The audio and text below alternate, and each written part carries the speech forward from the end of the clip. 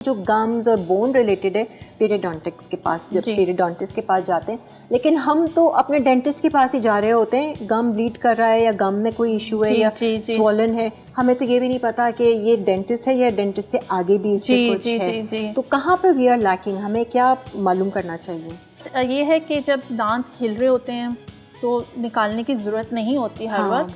So we can as a periodontist we can graft the teeth और वहाँ bone grafting करके हम उसको रीजेनरेट कर देते हैं, वो मजबूत करते हैं और बोन हम ग्रो करते हैं। और अगर गम्स रिसीड कर रहे होते हैं तो हम गम्स को भी ग्राफ्ट करके गम्स को भी ग्रो कर देते हैं।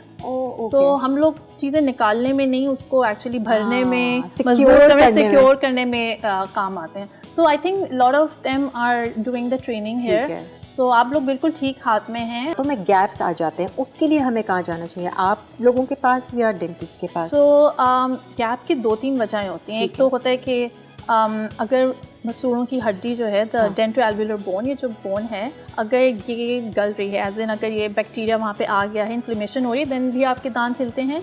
या तो वैसे ही मैलअलाइन होते हैं, अगर वैसे ही मैलअलाइंड हैं तो ऑर्थोडोंटिस्ट हेल्प करेगा। ऑर्थोडोंटिस्ट जो ब्रेसेस लगाते हैं, अब वो अलग है।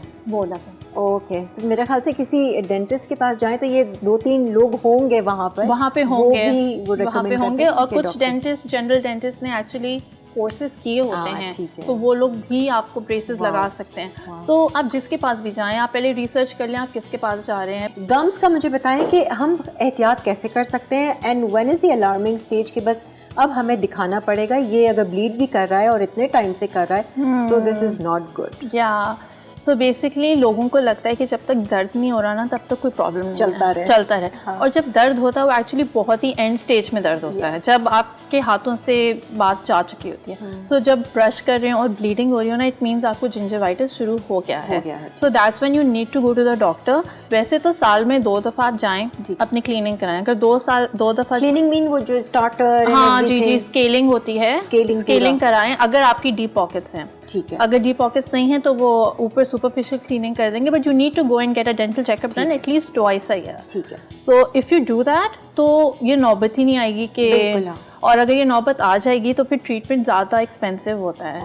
डेंटिस्ट्री का तो वैसे ही फिर ट्रीटमेंट ज़्यादा एक्सपेंसिव होता है। बेटर कि खून, दांतों में अगर खून हो या स्वेलिंग हो या सूजन हो या कोई अल्सर्स बने हो या तो पस हो, so all these are the warning signs. और अगर दांत हल्के से हिल भी रहे हो ना, तो इट्स नॉट नॉर्मल। लोग कहते हैं ओ हम बड़े हो गए, हम बड़े होते जा रहे हैं तो नॉर्मल है।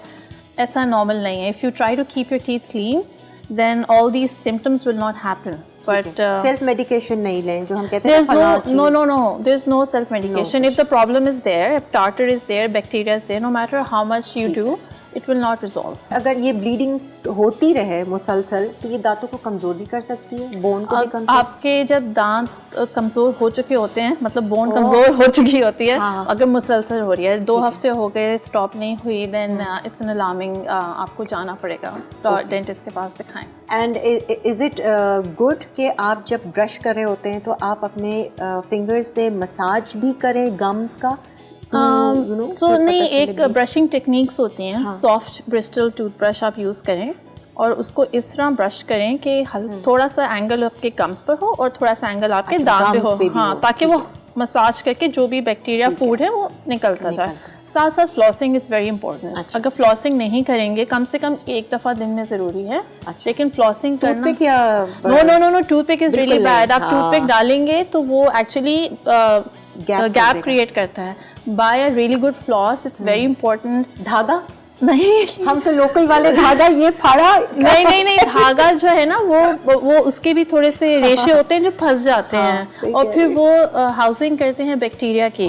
So have a really nice floss लें आप। एक सॉफ्ट ब्रिस्टल का टूथब्रश लें। एवरी 3 मंथ्स उस टूथब्रश को आपने चेंज करना है, या तो उसके अगर ब्रिस्टल्स उससे पहले ख़राब हो गए।